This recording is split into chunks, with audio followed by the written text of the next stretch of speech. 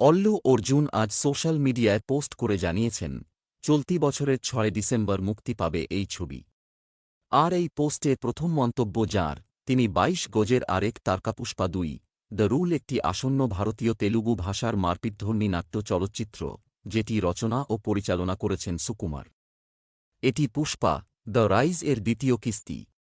প্রযোজিত চলচ্চিত্রটিরে কেন্দ্রীয় চরিত্রে অল্লু অর্জুনের সাথে থাকবেন ফাহাদ ফজিল এবং রশ্মিকা মন্দানা। পুষ্পা ২ ট্রেলার কি মুক্তি পেয়েছে?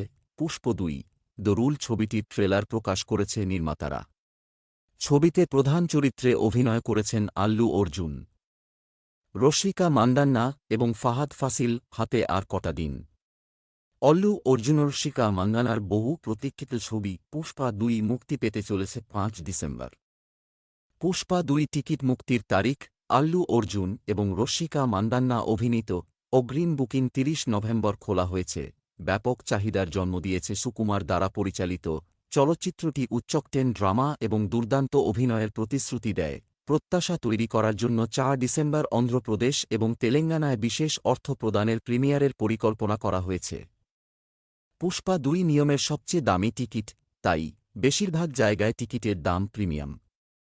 দিল্লির পিভিআর